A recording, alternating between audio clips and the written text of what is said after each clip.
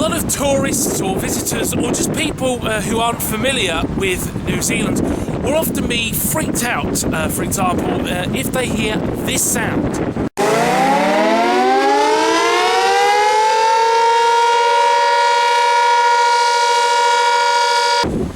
Now, you wouldn't be entirely mistaken if you said that that was an air raid siren. Well, technically it is, because it's the same type of siren that was used during World War II for air raids, but here it's actually not being used for that.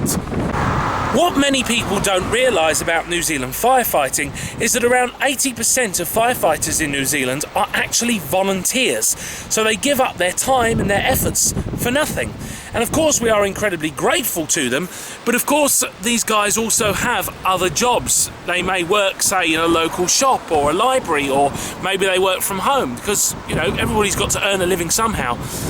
But when the siren, like the one on top of the fire station here, up on the roof, goes off, they have to stop what they're doing, drop everything, and be ready to hot-foot it down to the station to deal with any emergency.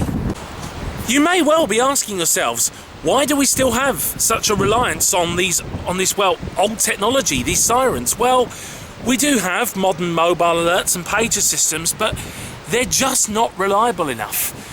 A fire emergency is often a matter of life and death, and it's incredibly important that we have a reliable way to signal the volunteer fire brigade to get down the station and onto the truck, responding to the emergency as quick as possible. And whatever that system is, has to be reliable. And the modern technology is just, it's not quite yet at the standards where we can reliably use it every single emergency, which is why so many of these stations still have sirens. Of course, not every volunteer fire station still uses their sirens for every call out. Some of them only keep it as a backup system in case the pager system or the mobile system stops working.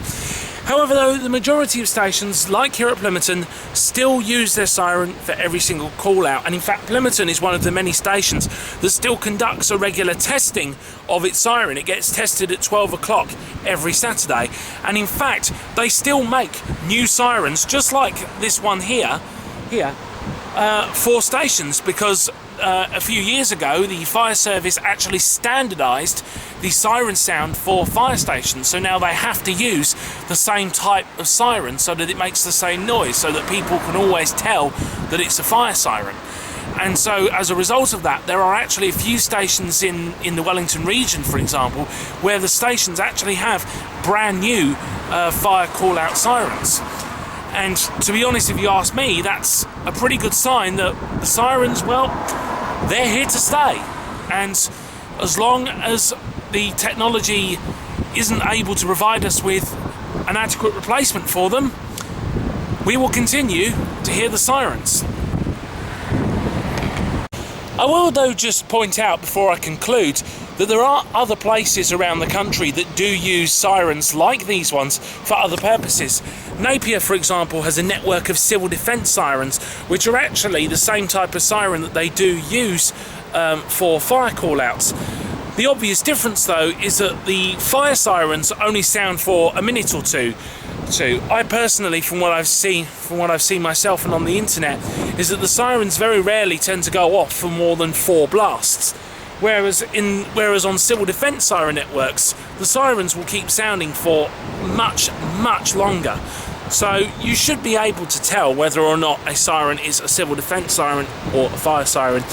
But the chances are, though, when you're travelling around the country, or if you just live near a fire station and you hear a siren go off, chances are it's just the volunteer firefighters going out and hopefully saving a few lives. That's it for this video, guys, and I'll see you in the next one.